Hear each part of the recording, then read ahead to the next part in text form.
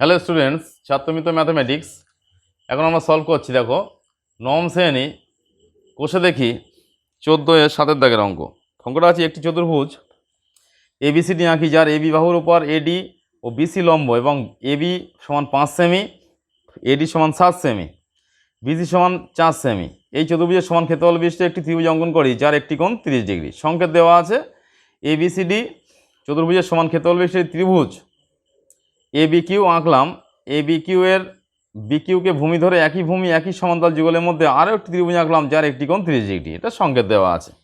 তাহলে আমরা প্রথমে কি করব, যে বাহুগুলো দেওয়া আছে বাহুগুলোর মাপ স্কেলের সাহায্যে নিয়ে আমরা এখানে সরলরেখাগুলো টেনে নেব। প্রথমে এ বি আছে 5 সেমি, এ বি বাহু দেওয়া আছে 5 সেমি, অঙ্কন করলাম। তারপর দেওয়া আছে এডি বাহু 7 সেমি, 7 সেমি অঙ্কন করলাম এডি বাহু। পরে আছে বিসি 4 সেমি, বিসি বাহু 4 সেমি অঙ্কন করলাম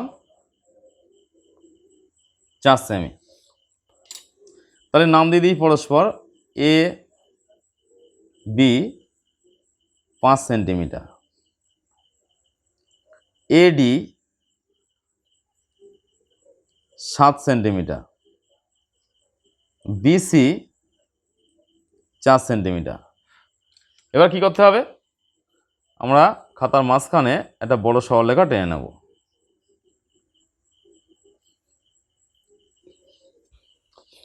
সেখান থেকে আমরা এবি বাহু সমান করে 5 সেমি সরলরেখা মাঝখানে কেটে নেব, যেহেতু বলা আছে এবি বাহুর উপর লম্ব। সুতরাং এবি বাহু সমান করে এখান থেকে 5 সেমি কেটে নেব। এ বি যেহেতু লম্ব বলা আছে, তাহলে কি করতে হবে, এ বিন্দু এবং বি বিন্দুতে দুটো 90 ডিগ্রি কোণ অঙ্কন করতে হবে। লম্ব মানে 90 ডিগ্রি কোণ আঁকতেই হবে। 90 ডিগ্রি কোণ আঁকার যে সিস্টেমটা আছে সেটা অ্যাপ্লাই করতে হবে। একটা বৃত্তচাপ আঁকলাম, এখানে ধরে আর একটা বৃত্তচাপ আঁকবো। একই বৃত্তচাপ উপরের দিকে একটা, একই মাপ নিয়ে আর একটা বৃত্তচাপ। একইভাবে বি বিন্দুতে একটা 90 ডিগ্রি কোণ অঙ্কন করতে হবে। একই সিস্টেম অ্যাপ্লাই করছি। এখানে ধরে উপরে একটা বৃত্তচাপ হবে, এর গায়ে একটা বৃত্তচাপ হবে।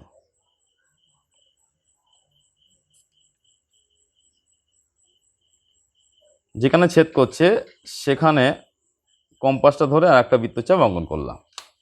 এবার স্কেলের সাহায্যে আমরা কি করব, এটাকে যোগ করে দেব। এখানেও স্কেলের সাহায্যে আমরা এটা যোগ করে দিলাম, দুটো লম্ব পেয়ে গেছি।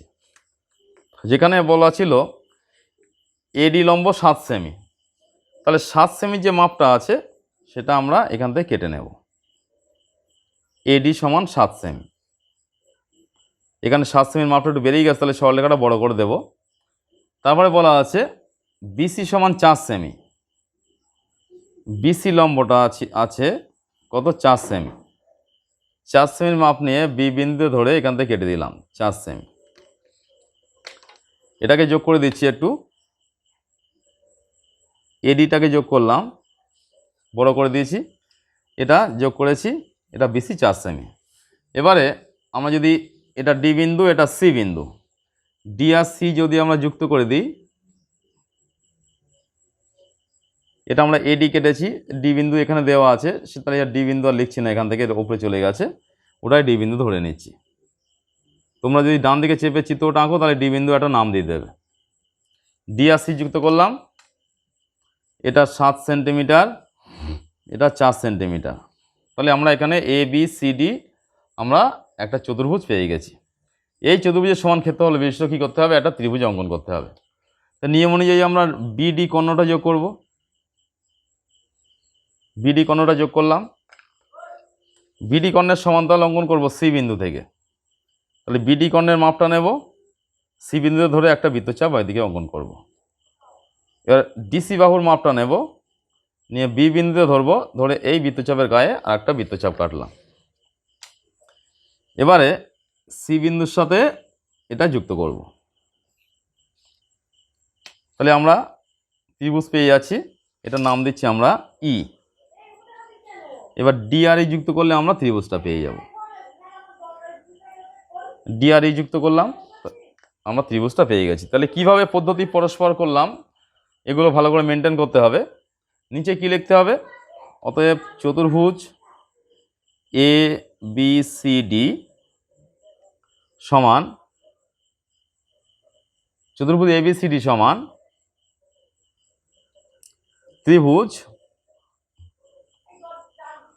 এ ডি ই, ত্রিভুজ এ ডি ই। এইভাবে সহজ পদ্ধতিতে সহজভাবে শিখতে গেলে, জানতে গেলে কি করতে হবে? আমার যে অ্যাপটা যে ছাত্রমিত্র অ্যাপ, সেটাকে ইনস্টল করতে হবে। এই অ্যাপের মধ্যে থেকে তোমার ক্লাসের সমস্ত অঙ্কের সমাধান তুমি পরস্পর পেয়ে যাবে।